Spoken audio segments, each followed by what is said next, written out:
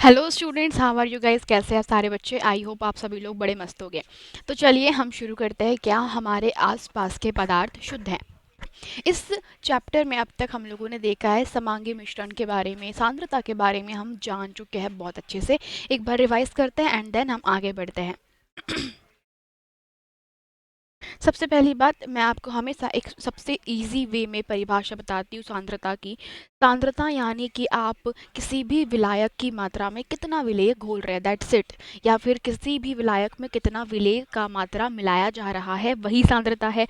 इससे ज़्यादा आपको दिमाग में कोई और एक्स्ट्रा परिभाषा नहीं सोचनी है, क्योंकि ये सबसे बेसिक ईजी परिभाषा है सांद्रता की। मतलब हम किसी भी विलायक की बात कर ले, चाहे वो कोई धातु हो, चाहे वो कोई गैस हो, चाहे वो कोई द्रव हो, है ना, किसी भी प्रकार का विलायक है। तो आपको पता है विलायक और विलेय ठोस, द्रव, गैस किसी भी अवस्था में हो सकते हैं। तो हमें हमेशा याद रखना है सांद्रता यानी कि किसी भी विलायक में कितना विलेय घोला जा रहा है या मिलाया जा रहा है। तो सांद्रता अर्थात किसी भी विलायक की मात्रा में विलेय की कितनी मात्रा को मिलाया जा रहा है। ठीक है, विलेय की कितनी मात्रा को मिलाया जा रहा है,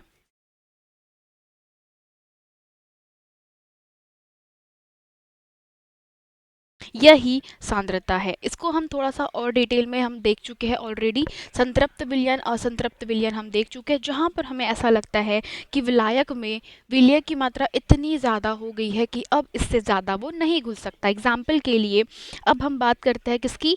असंतृप्त विलयनों की। तो असंतृप्त विलयनों के बारे में मैं बता चुकी हूँ।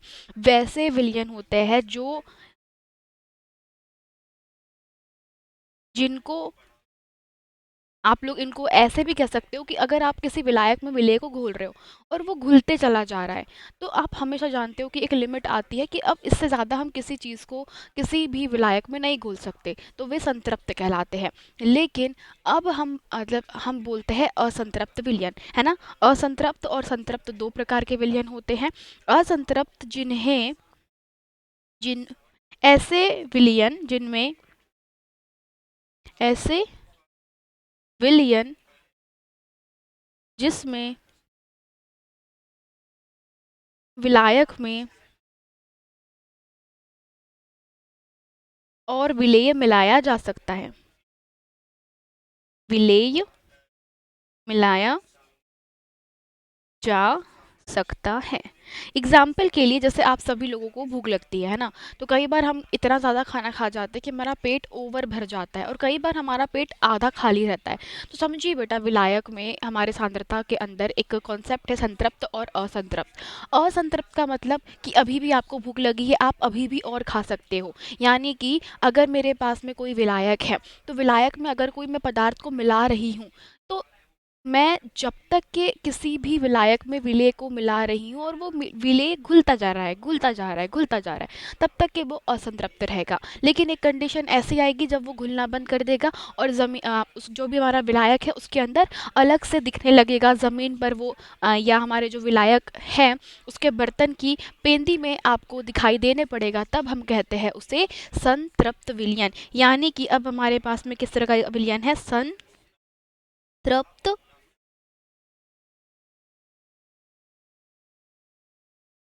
विलयन। तो ये संतृप्त विलयन क्या होते हैं? जब विलायक में क्या हो जा रहा है? जब विलायक में और विलेय को ना घोला जा सके, विलेय ना मिलाया जा सके, या इसको लिख सकते हो ना घोला जा सके। सबसे उचित शब्द यहाँ पे रहेगा घोला जा सके। है ना? वो ऑटोमेटिकली जब चीज़ें, जैसे आप कभी कभी देखना, कई बार हम नमक इतना ज़्यादा मिला देते हैं पानी में कि नमक घुलने की बजाय आपको उस गिलास के पेंदी में दिखता है। तो जब भी ऐसा हो कि नमक घुलने के बाद वो गिलास की पेंदी में दिखने लग जाए, समझ जाइए कि वहाँ पे संतृप्त हो चुका है, यानी विलायक के सभी कणों के बीच में विलेय के सारे कण मिल चुके हैं। बचे कुचे कण जो है वो कहाँ जा रहे हैं? बर्तन की पेंदी में जा रहे हैं। चलिए अब थोड़ा आगे बढ़ते हैं। अब हम बात करते हैं रासायनिक परिभाषा। रासायनिक परिभाषा का तात्पर्य यह है कि अगर मैं आपसे क्वेश्चन पूछ लूँ कि चलो मुझे ये बताओ कि किसी भी विलयन की सांद्रता को कैसे आप रासायनिक रूप से बताओगे, तब आपके पास में ये शब्द नहीं रहेगा कि हम किसी भी विलेय में कितना पदार्थ मिला रहे हैं वो उसकी सांद्रता कहलाती है। आप ऐसा नहीं बोलोगे। आप क्या बोलोगे? आपको वहाँ पर कुछ रासायनिक समीकरणों की आवश्यकता पड़ेगी। इसका मतलब क्या है हमारे पास में? कि विलायक की मात्रा द्रव्यमान अथवा आयतन में घुले हुए विलेय पदार्थ की मात्रा को, अथवा विलेय पदार्थ की मात्रा जो विलयन में किसी दी गई मात्रा अथवा आयतन में उपस्थित हो, उसे विलयन की सांद्रता कहते हैं। उफ, ये बहुत ही ज़्यादा टिपिकल लग रहा है। थोड़ा सा सरल शब्दों में इसको पढ़ लेते हैं। इसको पढ़ने के बाद मेरा भी दिमाग खराब हो गया, तो आपका भी ऑफकोर्स दिमाग खराब हो गया होगा। ये किताब में लिखा हुआ है, इसको मैं सबसे सरल भाषा में बोलूँ तो बच्चों, मैंने अभी अभी आपको एक परिभाषा लिखाई सांद्रता की, कि किसी भी विलयन की सांद्रता यानी कि विलायक की निश्चित मात्रा में कितना विलेय उसमें मिलाया जा रहा है, वही क्या कहलाती है? विलयन की सांद्रता कहलाती है। तो यहीं से बच्चा आपके दिमाग में ये आ जाए, तो किसी भी विलयन की सांद्रता जो है वो विलायक की मात्रा और उसमें घुले हुई विलेय की मात्रा ही कहलाती है, यानी इन दोनों का अनुपात हमारे पास में क्या है? सांद्रता है। तो विलयन की सांद्रता कैसे निकाली जा सकती है? या तो बेटा आप किसी विलयन में कितना विलेय घुला हुआ है अनुपात के रूप में देख लीजिए, या किसी भी विलायक में कितना विलेय मिक्स किया गया है, इन दोनों का अनुपात ही क्या होगा आपके पास में? किसी भी विलयन की सांद्रता होती है। सांद्रता मतलब कि मैं आपको बता चुकी हूँ, सांद्रता यानी कि किसी भी विलायक में, किसी विलायक की मात्रा में, विलायक मतलब कि जिसमें हम मिला रहे हैं, तो विलायक की मात्रा में कितना विलेय घोला जा सकता है, कितना विलेय पदार्थ की मात्रा को घोला जा सकता है। क्योंकि बेटा आप सभी जानते हो हर चीज़ की एक क्या होती है? लिमिट होती है। आप एक पर्टिकुलर रेंज से ज़्यादा नहीं घोल सकते, नहीं मिला सकते। उसे हम संतृप्त और असंतृप्त विलयन के रूप में परिभाषित कर देते हैं। लेकिन सांद्रता बहुत ही सिंपल है। कोई भी दिए गए विलयन में किसी विलायक में कितना विलेय मिला रहे हो, जैसे मैंने पानी लिया उदाहरण के लिए, मान लीजिए उदाहरण के लिए हम क्या कर रहे हैं, मान लीजिए कि 100 मिली, या बेटा मान लो कि हम 1000 मिलीलीटर पानी में, 1000 मिलीलीटर पानी में 50 ग्राम नमक घोल रहे हैं। तब आपसे पूछे कि सांद्रता क्या होगी, है ना? तब बताइए कि विलयन की सांद्रता क्या होगी, है ना? मान लीजिए ये आपके पास में एक प्रश्न दे दिया मैंने कि आपको बताना है कि अगर मेरे पास में 1000 मिलीलीटर में मैंने 50 ग्राम नमक घोल लिया है, तो चलिए एक काम करिए, 1000 मिलीलीटर ना करते हुए मैं 500 मिलीलीटर कर देती हूँ। 500 मिलीलीटर या 250 मिलीलीटर, यानी कि एक गिलास पानी। चलो तो मैं इसको 250 कर दूँ, ज़्यादा अच्छे से मज़े आएंगे आप लोगों को। तो मान लीजिए 250 मिलीलीटर पानी है, यानी लगभग गिलास भर पानी 250 मिलीलीटर के इक्वल होता है। तो 250 मिलीलीटर पानी में मैंने क्या किया है? 50 ग्राम नमक घोल दिया है। तो अब पूछ रहा है कि सांद्रता क्या होगी। तो अब आप बोलोगे मैम मैम आपने कहा था कि किसी भी विलायक की मात्रा में कितना विलेय घोल रहे हैं। तो हम क्या कर रहे हैं बेटा, हम 250 मिलीलीटर पानी में 50 ग्राम नमक घोल रहे हैं। तो भाई हमारे परिभाषा के अनुसार विलयन की सांद्रता कैसे निकालोगे बच्चा? विलयन की सांद्रता इक्वल टू क्या लिखोगे? भाई बहुत ही साधारण सा सूत्र था हमारे पास में, और सूत्र क्या था कि हमें बस विलेय की मात्रा लिखनी है ना? और कितनी विलेय की मात्रा हमने विलायक में मिलाई है की मात्रा।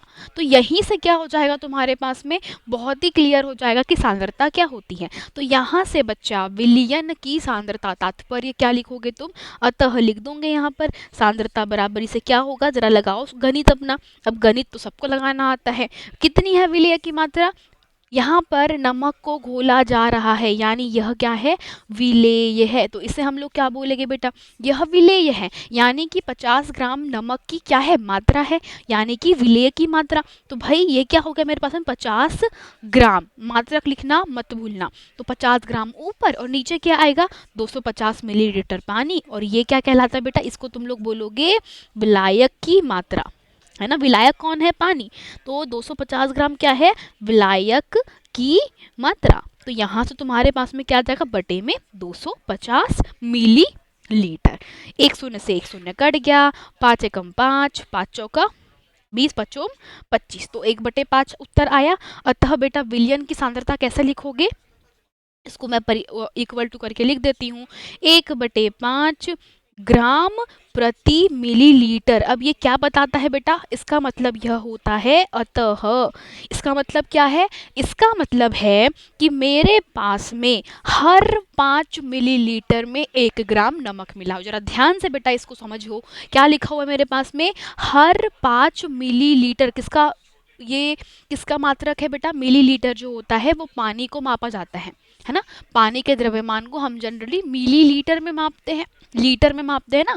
पानी को हम लीटर में मापते हैं, किलो में मापते हैं क्या, नहीं, किलोग्राम ग्राम में नहीं मापन करते, हम लीटर में ही मापते हैं। तो बेटा मिलीलीटर क्या है, पानी के लिए उसकी मात्रा है, ठीक है। पानी की मात्रा को हम जनरली लीटर से दर्शाते हैं, और हमारे जो भी ठोस पदार्थ होते हैं उनकी मात्रा को ग्राम से दर्शाते हैं। ये बात क्लियर है सबको, है ना, वेरी गुड। तो बेटा मिलीलीटर का मतलब है कि पानी की मात्रा, कितना पानी नहीं बेटा मेरे पास में, 5 मिलीलीटर। तो यह बता रहा है कि अतः 5 मिलीलीटर पानी में 1 ग्राम नमक की मात्रा है, मात्रा घुली है, और यही क्या है, इसकी सांद्रता है।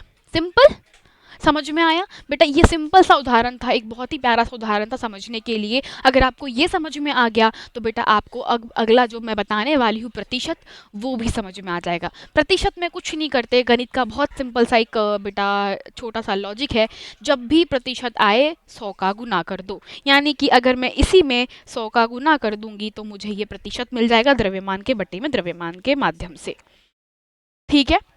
तो अब मैं आपको बता रही हूँ प्रतिशत। उसके पहले बच्चों आपको बता देती हूँ कि प्रतिशत निकालने के लिए, मतलब विलयन की सांद्रता में अगर हमें प्रतिशत निकालना है तो वो 2 तरीके से निकलता है। एक निकलता है बेटा द्रव्यमान के बटे में द्रव्यमान, और दूसरा द्रव्यमान के बटे में आयतन। सभी लोग ध्यान से सुनना जो मैं बोल रही हूँ। मैंने बोला यहाँ पे 2 विधियाँ दी गई है, द्रव्यमान प्रति विलयन के हिसाब से द्रव्यमान का प्रतिशत, और दूसरा होता है आयतन का प्रतिशत। ये दोनों चीज़ें आपको बहुत अच्छे से समझनी है। अब द्रव्यमान प्रतिशत और आयतन प्रतिशत में क्या होता है, जब भी मैं बात कर रही हूँ द्रव्यमान प्रतिशत की, तो बेटा विलयन के द्रव्यमान का भाग लगेगा, और अगर मैंने बोला आयतन प्रतिशत की तो हमेशा आयतन का भाग लगेगा। यानी कि अगर मैं इसके ऊपर हाथ रख दूँ और आपसे मैंने एक प्रश्न पूछ लिया, चलो बताओ मुझे कि किसी भी विलयन का द्रव्यमान प्रतिशत क्या है, किसी भी विलयन का द्रव्यमान प्रतिशत क्या है,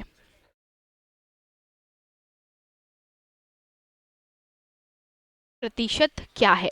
तो भाई सिंपल सा लॉजिक है, मेरे को बस ये बताना है कि विलेय की मात्रा, यानी कि विलेय का जो भी द्रव्यमान है, तो विलेय के द्रव्यमान में मुझे देखना है बेटा किसका, विलयन का द्रव्यमान। जब भी मैं विलयन के द्रव्यमान में विलेय का द्रव्यमान निकालती हूँ, विलयन का द्रव्यमान, और उसमें क्या कर दिया मैंने, 100 का गुना, क्यों, क्योंकि प्रतिशत निकालना है। तो बेटा ये क्या है, एक प्रकार की सांद्रता होती है, यह भी एक प्रकार की सांद्रता है जो किस पर निकलती है, जो निकलती है विलेय के द्रव्यमान के बटे में विलयन का द्रव्यमान। ये याद रखिएगा, जहां पर बेटा मैंने बोला द्रव्यमान प्रतिशत, वहां पे विलेय के द्रव्यमान के बटे में विलयन का द्रव्यमान, और जहां पर मैंने बोला बेटा सांद्रता किसका, आपको बताना है सांद्रता का द्रव्यमान प्रतिशत और सांद्रता का आयतन प्रतिशत।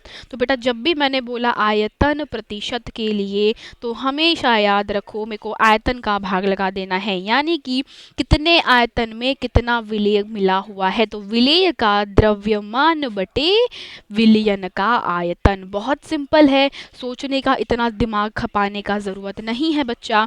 यही आपका प्रश्न था, सिंपल सोबर सा, और गुना कर दो 100 का, दैट्स इट, इससे ज़्यादा और कुछ भी नहीं है। समझ में आया? दो चीज़ थी मेरे पास में कि आयतन प्रतिशत क्या होता है बेटा, विलेय के द्रव्यमान के बटे में विलयन का आयतन, और जहां भी मैंने बात करी विलयन का द्रव्यमान, तो बेटा क्या करना है आपको, विलेय के द्रव्यमान के बटे में विलयन के द्रव्यमान का भाग लगा देना है। ठीक है, इससे ज़्यादा और कुछ भी आपको दिमाग नहीं लगाना है। प्रश्न में आपको दिया रहेगा कैसे सांद्रता निकालनी है।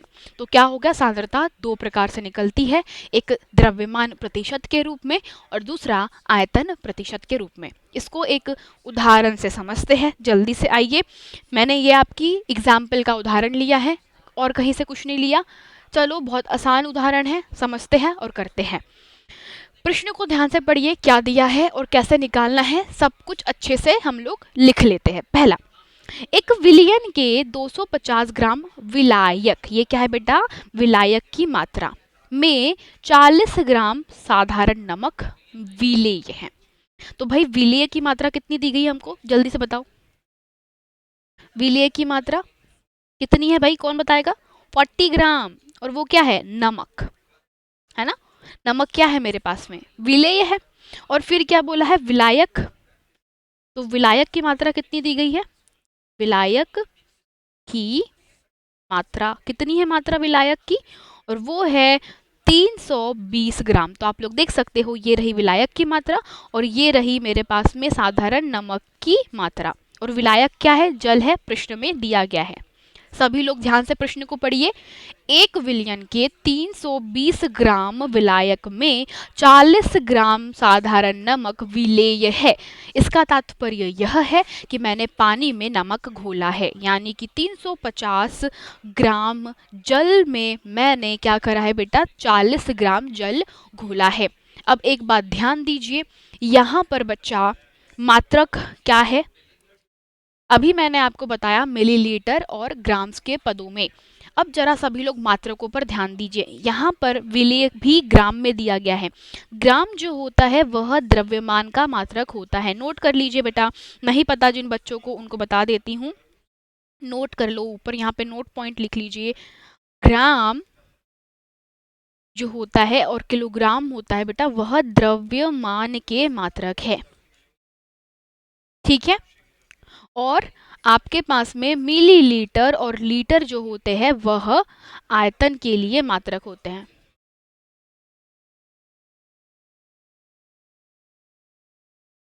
ठीक है।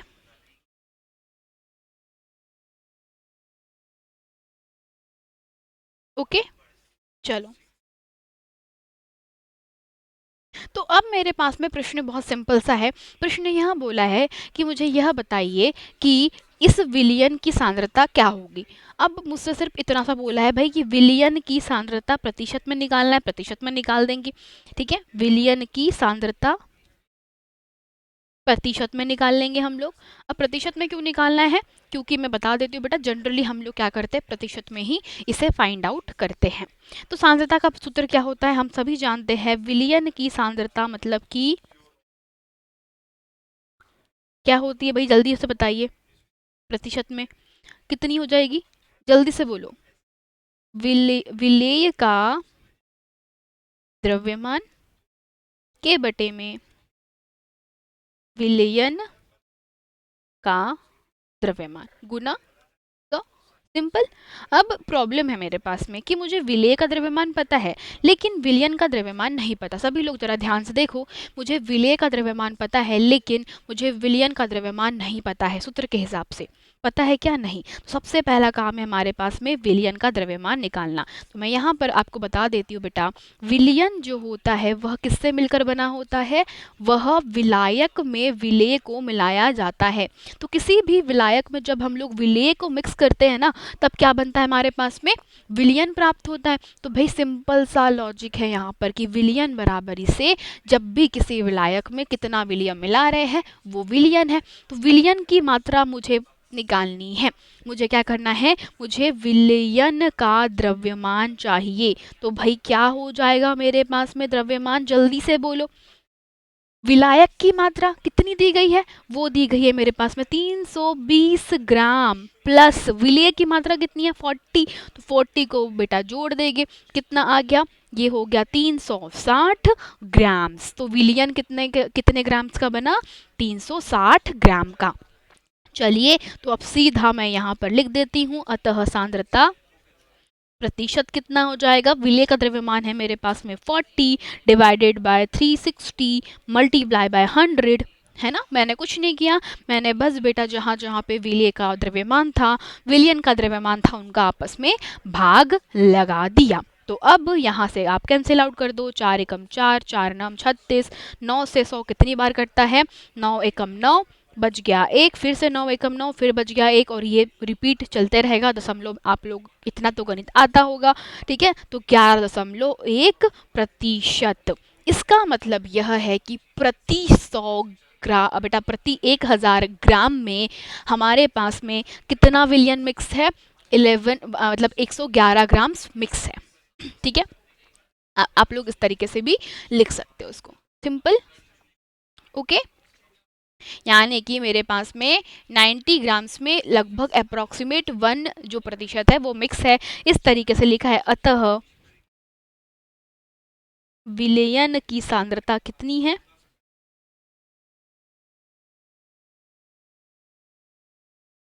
11.1 परसेंटाइल है, ठीक है। चलो, तो ये था मेरे पास में विलयन की सांद्रता। तो इस तरीके से आप लोग निकाल सकते हो। अब हम लोग थोड़ा सा आगे बढ़ते हैं। ये थे विलयन के बारे में। अब बच्चों, विलयन के बारे में एक बिल्कुल नई चीज़ पढ़ने वाले हैं, और वो नई चीज़ है हमारे पास में निलंबन और कोलाइडी विलयन। इनको समझने के पहले सबसे पहले हम एक बहुत ही अच्छी चीज़ समझने की कोशिश करते हैं, और वो क्या है आप सभी को बता देती हूँ। मेरे पास में एक छोटा सा एक्सपेरिमेंट करना है मुझे, और वो एक्सपेरिमेंट क्या है?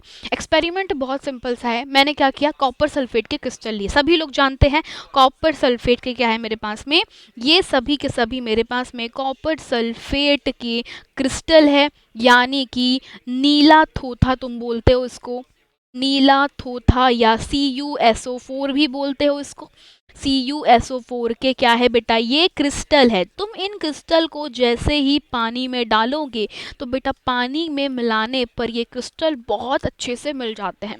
तो पानी में जब तुम लोगों ने CuSO4 को मिलाया तो तुम्हारे पास में क्या बन गया? CuSO4 का विलयन मिल गया, जैसे हम लोगों ने नमक का बनाया था। तो भाई मैं ये विलयन बना के करवाने क्या वाली हूँ आपको? मैं करवाने वाली हूँ एक छोटा सा एक्सपेरिमेंट जो शायद आप लोगों को निलंबन और कोलाइडी विलयनों को समझने में मदद करे, ठीक है। चलो, तो सभी लोगों ने तैयार कर लिया। सभी लोगों ने मेरे ख्याल से CuSO4 के जो क्रिस्टल्स थे उनको प्रिपेयर कर लिया, उसको पानी में घोला। अगर आपके पास में नहीं है क्रिस्टल, कोई बात नहीं बेटा, तुम नमक को, चीनी को घोल लो और ट्राई करो फिल्टर पेपर से छानने का, और मुझे बताओ क्या ये फिल्टर पेपर से जितने भी कॉपर सल्फेट के क्रिस्टल है उसको घोलने के बाद वो पानी में मिक्स हो जाते हैं, तो क्या फिल्टर पेपर से तुम इसको अलग कर सकते हो? हाँ या ना में जवाब देना। बस इतनी सी चीज़ मुझे तुमसे पूछनी थी। चलो, देखते हैं कितने बच्चे कर पाते हैं। तुमने क्या लिया? तुमको लेना है इस विलियन को एक फिल्टर पेपर के माध्यम से छानने की कोशिश करनी है। चलो सभी लोग ट्राई करते हैं इसको छानने की। सबसे पहले क्या करना है बेटा, आपको एक छनक पत्र, जिसको तुम अपने शब्दों में फिल्टर पेपर बोलते हो, तो जब फिल्टर पेपर को तुमने राउंड राउंड शेप डाल करके किसी भी बेटा आपको क्या करना है, एक कीप के अंदर डालना है। और जब तुम्हारे कीप के अंदर इसको डाल दोगे तो तुम्हें क्या करना है बेटा, तुम्हें एक छनक पत्र के साथ संलग्न कीप में निथरा हुआ द्रव, यानी तुम क्या करोगे, तुमने जो डब्बे में कॉपर सल्फेट का विलयन लिया था उसको डाल देना है। तुमने डाला तो तुम जैसे ही छानने के बाद देखोगे, तुम्हें बेटा कॉपर सल्फेट का एक भी क्रिस्टल बिल्कुल फिल्टर पेपर में नहीं मिलेगा, सबका सब नीचे मिल जाएगा। यानी भी तुम देखोगे कि कुछ जो हमारे जो विलियन होते हैं, विलियन फिल्टर पेपर से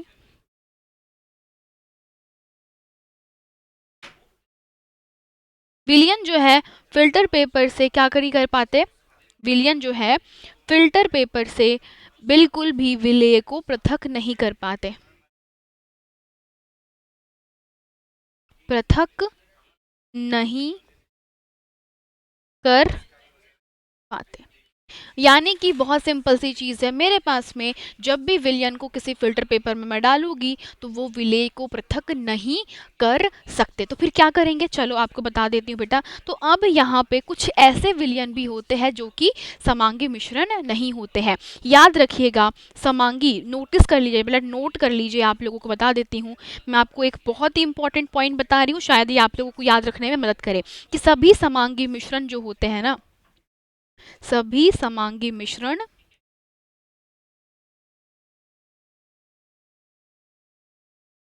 विलयन होते हैं। Point number 1। और पॉइंट नंबर दूसरा है कि आप समांगी मिश्रणों को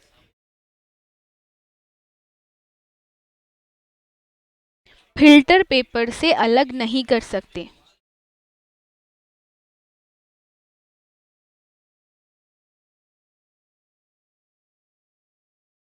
अलग नहीं कर सकते। सिंपल। ओके, तो ये थी भाई छोटी सी कहानी हमारी किसके बारे में, विलयनों के बारे में। लेकिन बेटा अब तुम्हारे पास में एक और मैं एग्जाम्पल ले रही हूँ। क्या कभी तुम लोगों ने मिट्टी को पानी में घोला है? अगर हाँ, नोटिस करे हो कि पानी में मिट्टी के कण जब घोले जाते हैं तो वह एक प्रकार का क्या होता है, यह एक प्रकार का विषमांगी मिश्रण होता है ना, सभी को पता है यह कैसा होता है, विषमांगी मिश्रण। इसमें क्या हमको मिट्टी के कण अलग अलग दिखाई पड़ते हैं पानी में? बिल्कुल दिखते हैं। जब हम पानी में मिट्टी को घोलते हैं तो हमें मिट्टी के कण पूरे पानी में इस तरीके से बेटा हमको पानी में इस तरीके से दूर दूर दूर दूर दूर दूर हमको लगता है, दिखते हैं साफ साफ कि ये मिट्टी जो है पानी में अच्छे से नहीं घुलती और वो प्रॉपर आपको दिखाई पड़ती है। तो बेटा विषमांगी मिश्रण क्या होता है? विषमांगी मिश्रण जो है इनमें विलेय और विलयन के कण अलग अलग दिखाई पड़ते हैं। यानी कि विलायक में विलेय के कण साफ साफ दिखाई देते हैं, विलेय के कण साफ साफ दिखाई पड़ते हैं।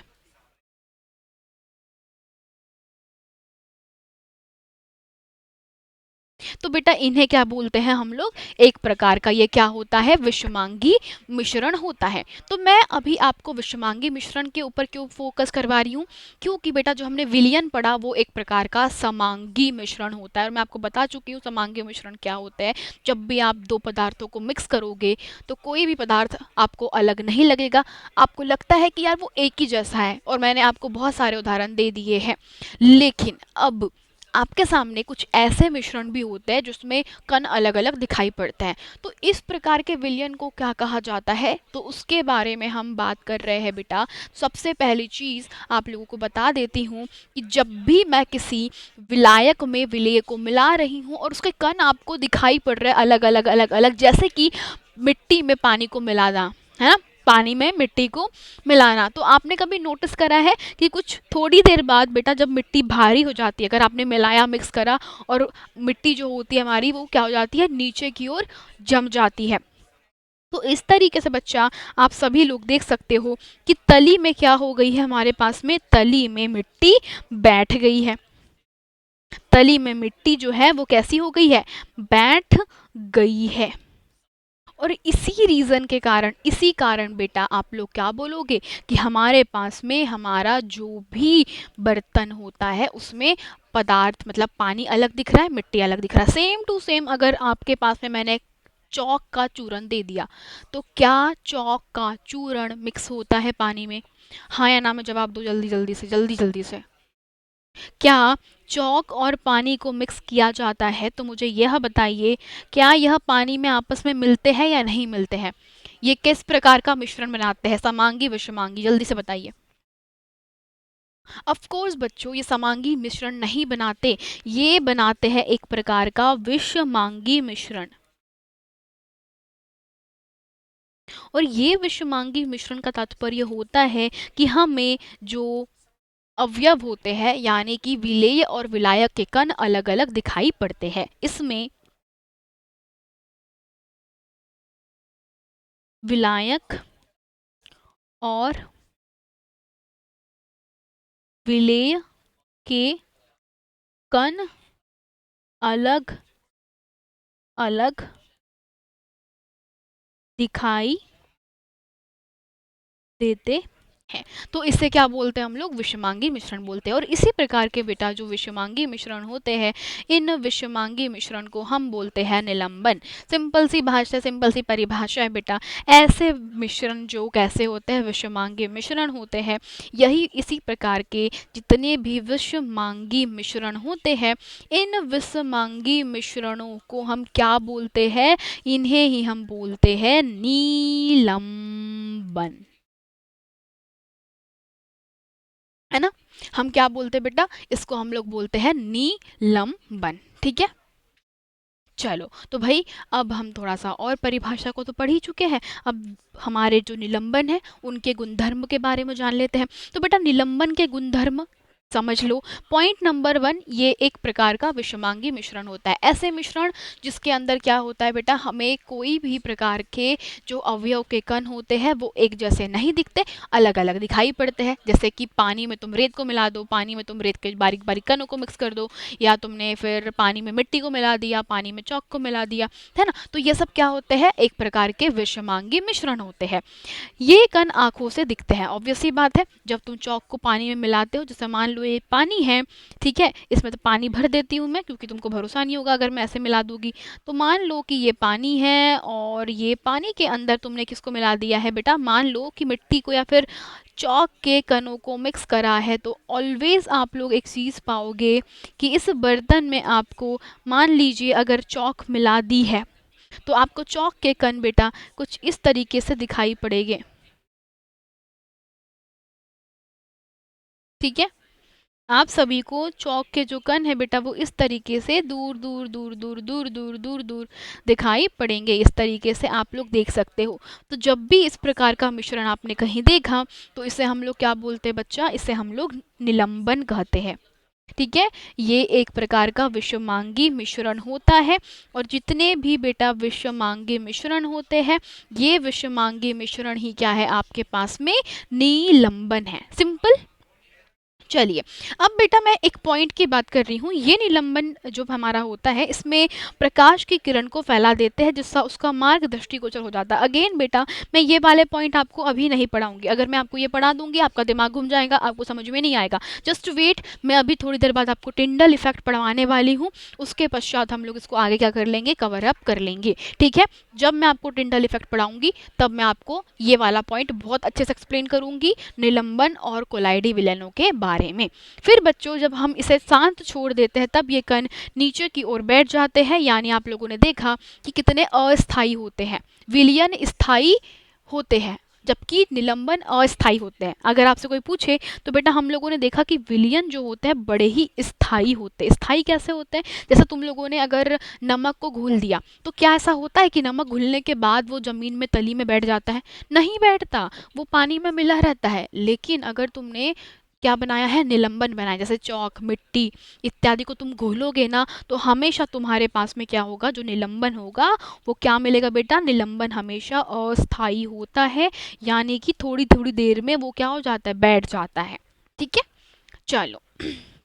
तो निलंबन अस्थाई होता है, इसे छानने वाली विधि से पृथक कर सकते हैं, यानी कि इसे आप लोग क्या कर सकते हो, फिल्टर पेपर लगाकर या फिल्टर पेपर से इन्हें पृथक किया जा सकता, इन्हें विलायक से पृथक कर सकते हैं, विलायक से पृथक कर सकते हैं। विलेय,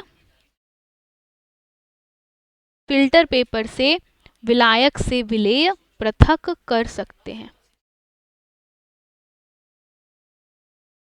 ठीक है, बहुत सिंपल चीज है। आई होप इतनी चीज तो समझ में आई गई होगी। और द थर्ड वन, अब बेटा आपको पढ़ना है कोलाइडी विलियन। अब कोलाइडी विलियनों के बारे में थोड़ा सा खास बात ये होता है बेटा कि इनको देखने पे हमको लगता है कि यार ये तो विलियन है।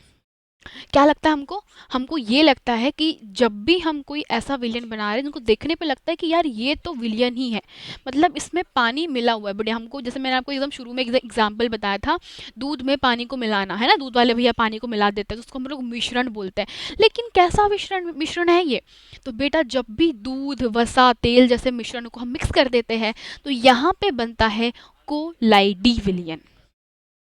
क्या बनता है यहाँ पर, कोलाइडी विलियन। जैसे कि फैट्स, वसा में आपका जो दूध होता है, दूध और पानी का मिश्रण होता है कोलाइडी विलियन। तो बेटा बेसिकली कोलाइडी कण विलियन में समान रूप से फैलते हैं, यानी कि अगर मैं किसी, मतलब मान लीजिए बर्तन में मैंने क्या किया बेटा, पानी लिया, मान लीजिए मेरे पास में पानी है और पानी के साथ में इसमें मैंने क्या मिला दिया, मिल्क, यानी कि दूध मिक्स कर दिया, पानी के साथ में मैंने इसमें क्या कर दिया, दूध मिला दिया। तो क्या होगा, जब मैं पानी के साथ में दूध को मिला देती हूँ बेटा तो क्या होगा कि पानी में ये कण बहुत अच्छे से फैल जाते हैं। जैसे तुम लोगों ने देखा कि यहाँ पे विषमांगी मिश्रण में तुम्हें ना कण दूर दूर दिखाई पड़ते हैं, लेकिन यहाँ पर ऐसा नहीं होगा। तुम्हारा जो भी पानी है उसमें दूध तुम्हें ऐसा लगेगा दोनों एक ही है, तुम्हें दिखाई तो नहीं देता, दिखाई नहीं देते कण, लेकिन क्या होता है बेटा, यह समांगी जैसा होता है परंतु यह एक विषमांगी मिश्रण होता है, क्योंकि इसमें बेटा जो फैट्स होते हैं वो एक तरीके से पानी में अच्छी तरीके से कुछ जम जाते हैं, और इसीलिए इस प्रकार का जो विलियन होता है कोलाइडी विलियन होता है।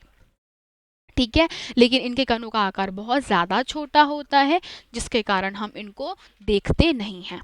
ठीक है, दूध हो गया, शाही हो गया, शहद हो गया, जब आप इन सबको पानी में मिलाते हो तो इनका जनरली विषमांगी मिश्रण ही बनता है। ठीक है, तो निलंबन और कोलाइडी विलयनों में सिर्फ इतना फर्क है बेटा कि जो कोलाइडी विलयनों के कण होते हैं कुछ ज़्यादा ही छोटे होते हैं निलंबन वाले कणों से। इसीलिए क्या होता है, कोलाइडी विलयनों में हमें जनरली जो विलेय के कण है वो दिखाई नहीं पड़ते।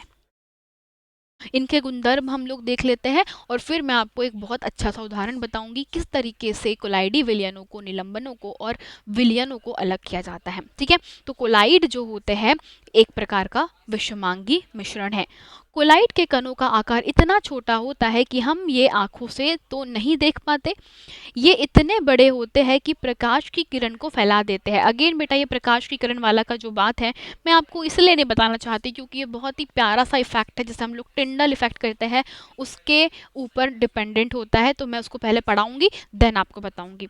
जब इनको शांत छोड़ दिया जाता है तो बेटा कण तल पर बैठते हैं, अर्थात ये स्थायी होते हैं।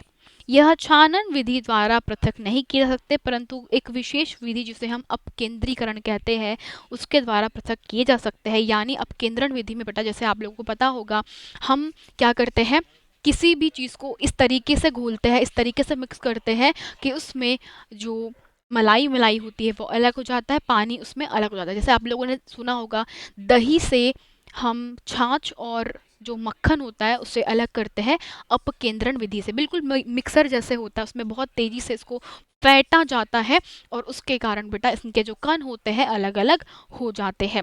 तो इस तरीके से हम इनको पृथक कर सकते हैं, सिंपल। लेकिन विलयन को किसी भी विधि से पृथक नहीं किया जा सकता। विलयन हमेशा बेटा कैसे होते हैं, इनको पृथक करने के लिए कुछ अलग ही विधि का प्रयोग करना पड़ता है। ओके, तो आई होप आपको कोलाइडी विलयन, निलंबन और जो आपका विलयन है ना, आपको कोलाइडी, आपको सॉरी बेटा कोलाइड और आपको निलंबन और आपके विलयन आपको समझ में आए होगा। आई होप सो बेटा, इतना तो आपको पल्ले पड़ गया होगा। अब हम लोग एक नया चीज़ पढ़ने वाले हैं बेटा, ठीक है, जिसको मैं आपको बताने वाली हूँ, टिंडल इफेक्ट। उसको पढ़ने के पहले आपको थोड़ा सा और फोकस करना पड़ेगा कोलाइड विलियन पे। कोलाइड विलियन जो होता है इसी के अंदर हमें क्या होता है, टिंडल इफेक्ट दिखता है। तो इसमें हम लोगों को थोड़ा सा और समझना है। मैं इसको आपको आगे वाली क्लास में कंटिन्यू करूँगी। अभी आई होप आप लोग इतना ही पढ़े, इसको रिवाइज करते रहिए। तब तक के लिए चलते हैं, धन्यवाद।